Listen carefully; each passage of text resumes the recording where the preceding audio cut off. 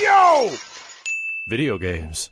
What up, dudes? Matt here with YoVideogames, and I'm back again from E3 2019 with some more hands-on impressions. You know, a few years ago, I remember walking around the show floor, kind of near Nintendo. It was getting close to the end of the second day, I believe, and I just kind of wandered over to a small booth that was next to Sega, and there was this little action RPG for play there, and there was no wait, so I said, screw it, I'll jump in and try it out, and lo and behold, it turned out to be a complete surprise to me in that it was an excellent, excellent game, and that happened to be Ys 8.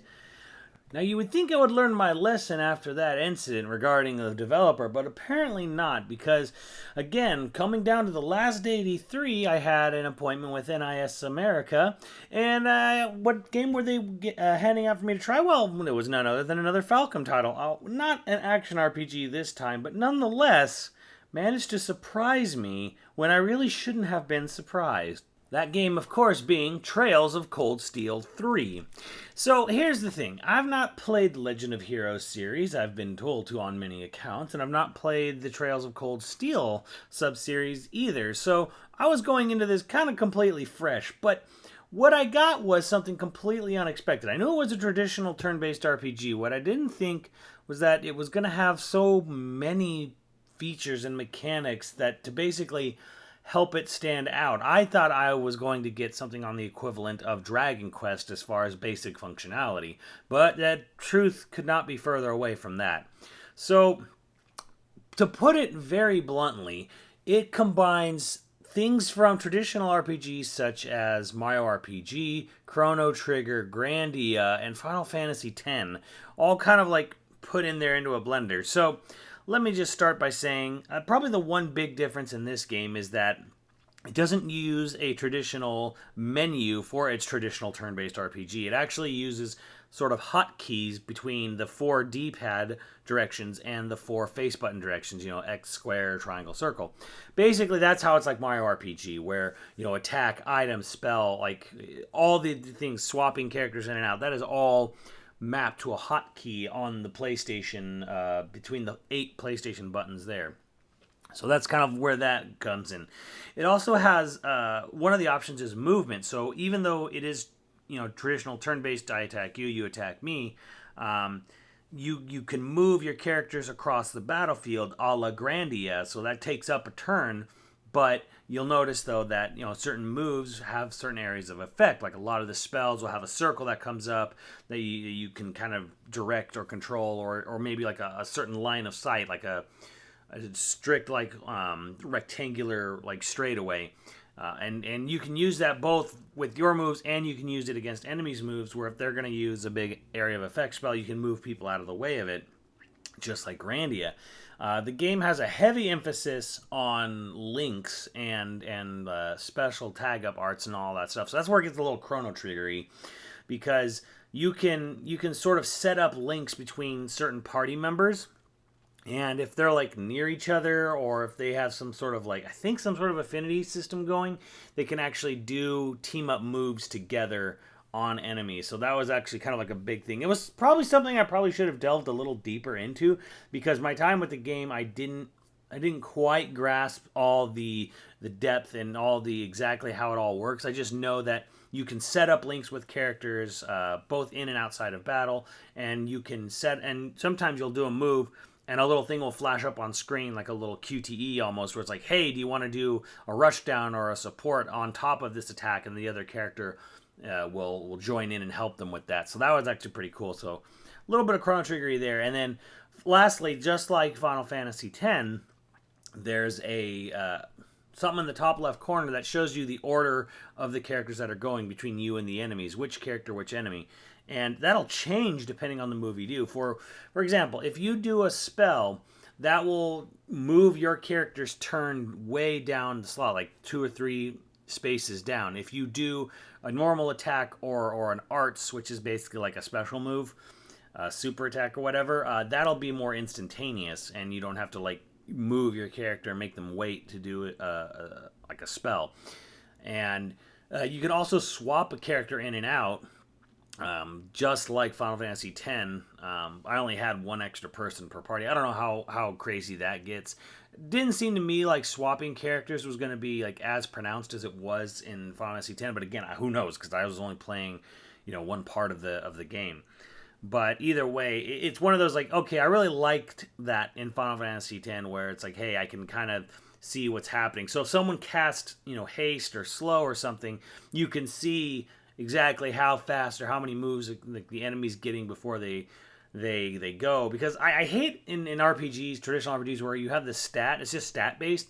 And it's like, okay, well, the reason why your character always goes second is because they have a really slow speed stat or something like that. And you basically have to just guess at how fast an enemy's speed stat is to see how fast and how many times they're going to get to go during a bout. So it's like, this way you can just see it plain as day right up there in the top left corner of the screen. So that's also highly appreciated. The other weird thing, and now moving away from, I should say not weird, but I think I'm moving other cool things, moving away from the combat system because that is something that like kept me away from this game, even though it shouldn't have, because it has all those cool things that make it much easier to do. Oh, and before I forget, let me just say it has two, or at least one of the best things ever. Actually, two of the best things ever. Using the touchpad on the PlayStation, you can both speed up the game, which works inside and outside of battle, and you can set it to do auto attack as well, kind of like Suikoden 1, as I've discovered. So yes, if you get to a small jobber battle and you don't want to deal with it, you can both set your attack to auto, just have the AI do whatever it is they need to do to kill the enemy, and you can then also speed up. So the game will speed up 3 times, just like the recent Final Fantasy VII releases on Switch and Xbox and other consoles. So, oh my god, how wonderful such a feature is, because, man, sometimes it's just like, I need to grind a worthless battle. Here, let me speed the game up times 3, just blitzkrieg it. Oh, so good. That actually probably sold it. It was one of the first mechanics I actually saw, so that actually one of the things that might have sold the game for me early on. Anyways, so moving on outside of battle, it takes place in a sort of what I kind of dubbed on the fly steampunk fantasy setting. So it's not steampunk where it's turn of the century, and it's not quite futuristic. It's a little more industrial revolution, kind of more reality based with its, but a lot more, but still with fantasy setting. So basically, it's kind of like Gundam and Escaflowne kind of fucked and made a little RPG baby. So that's what you're getting here, and you'll find enemies in the game that look straight up like Jobber Gundams. There's even story-wise, there's this one mech that you have that's sentient and it talks, and it's voiced by DC Douglas. So you have Wesker Bot, or like this Wesker Escaflowne, but he sounds more like a very charming, personable version of Pod 042 from Nier Automata.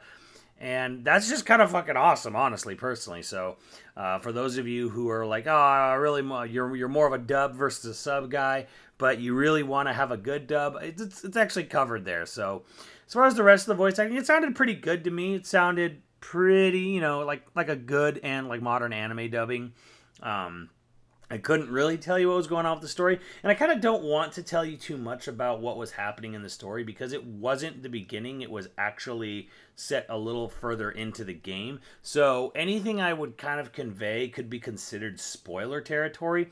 What I can tell you from the setup is that this is the start of a new arc. So even though it says Trails of Cold Steel 3, this is actually the start of a new arc, like kind of like in animes where like they have certain story arcs or whatever. So 1 and 2 was a kind of a completed circle storyline, and this is a time skip from Trails of Cold Steel 2. So part 3 is the start of a new arc with a new cast of characters. Like there are old characters. Like one of the main characters from the previous game, but he's leading up a new group of students in this class 7 or whatever, this military academy. And that's probably the thing that, for me, that was like the biggest turnoff, was like, oh no, fuck school. I hate school. I hate school settings so much This is not, it's not a traditional school setting, so it's not like Persona. It's actually way more like Valkyria Chronicles.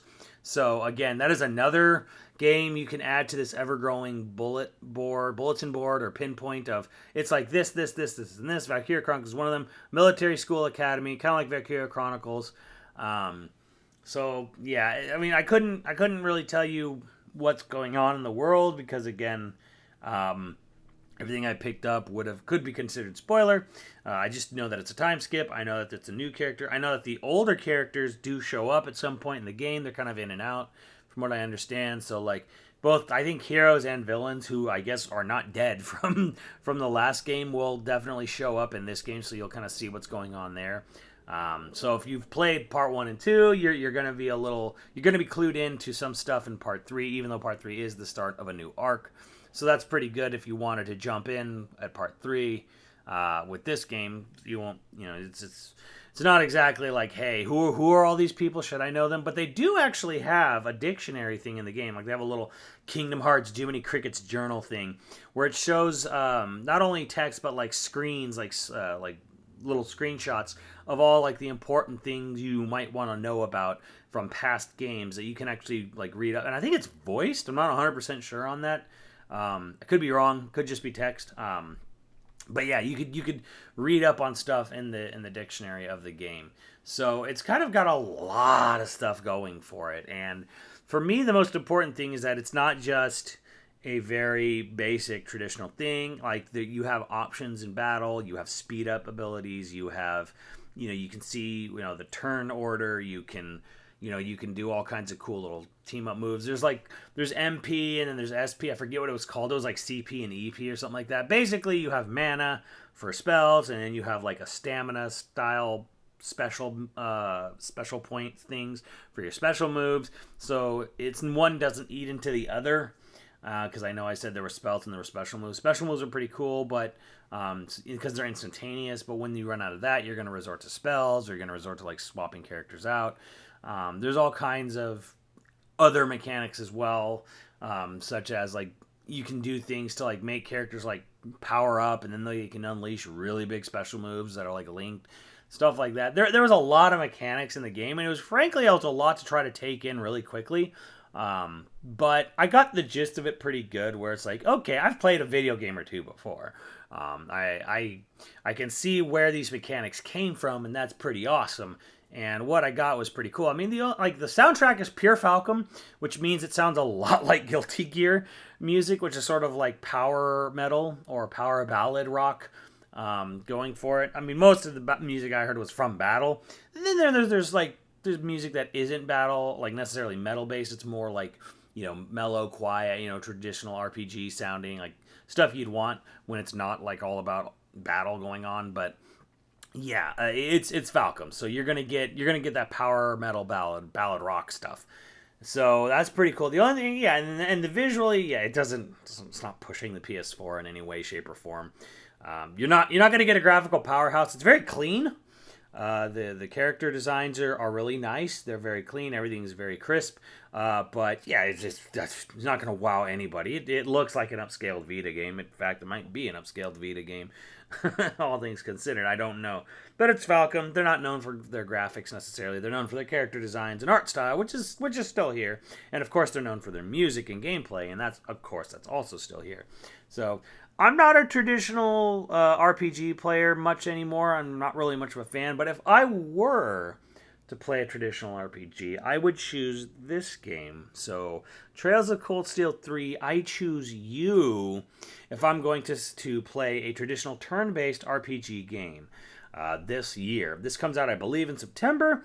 And I think there'll probably be some special edition if they haven't announced one already. There probably will be. I don't know. But much like Geese 8, I was completely blindsided by another Falcom game that I really shouldn't have been, and kind of shame on me for doubting for Falcom to pull through once again. So this was my big surprise of the show. It was actually a really cool game. It was totally worth the time I took to play it. And yeah, I'm looking forward to it when it does release later this year. It's totally cool. I don't know. I mean, why did I think anything otherwise would be different? So let me know what you guys think. Hopefully, if you weren't aware of this game or you were kind of on the fence, hopefully this is a good little example of like, hey, this game was actually really fun and awesome. I think you guys should check it out. So yeah, let me know what you guys think, and I will see you on the channel later, dudes.